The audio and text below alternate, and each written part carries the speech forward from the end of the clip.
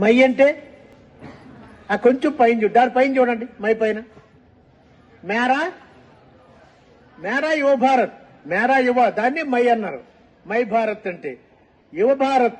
మంది కుర్రవాళ్ళు పుట్టుకతో వృద్ధులు, వినరా అంటే ఇంకో మాట అన్నాడు, కొంతమంది యువకులు ముందు యుగపు దూతలు, పావన నవ జీవన బృందావన నిర్మాతలు అని చెప్పి 2 కేటగిరీలో మీరు ఏ కేటగిరీ అనేది ఇప్పుడు నా డౌట్ వచ్చింది. కొంతమంది కుర్రవాళ్ళు పుట్టుకుతేనే ముసలాళ్ళట, నిలబడలేరు, పాపం ఏమీ కూర్చోలేరు.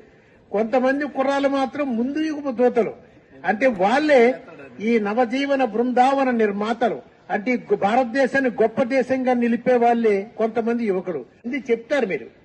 35 సంవత్సరాల లోపు వయసు ఉన్నవాళ్ళు భారతదేశంలో 65%, అంటే 100 మంది జనాభా ఉంటే అందులో 65 మంది మీలాంటి వాళ్ళే, అంటే 35 సంవత్సరాల లోపు వాళ్ళు.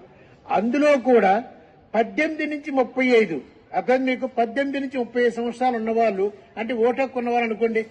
ఓటు హక్కు ఉన్న యువకులు ఎంతమంది అంటే సుమారుగా 50%, అంటే 100 మంది ఉంటే 50 మంది వాళ్ళే.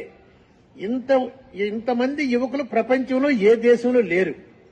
అయితే యువకులు ఎందుకంటే ఉత్పత్తి చేసేవాళ్ళు, యువకుల వల్లే ఎక్కువ ప్రొడక్టివ్ ఉంటుంది. మరి అటువంటిప్పుడు దేశం ఏ లెవెల్లో ఉండాలి? టాప్ లెవెల్ ఉండాలి.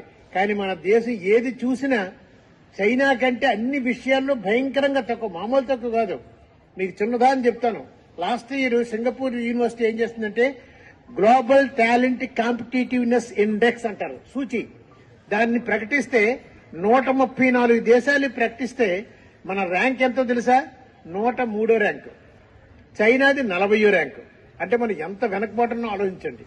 ఒక్కసారి గుర్తుంచుకోండి, యువకులు ఉన్నారు. కానీ డైరెక్ట్ గా చెప్పలేదు, కానీ ఒక రిపోర్ట్ చెప్పింది ఏంటంటే యువకులు ఉన్నారు. ఏది? ఇండియా స్కిల్ ఇండెక్స్ అని ఉంది.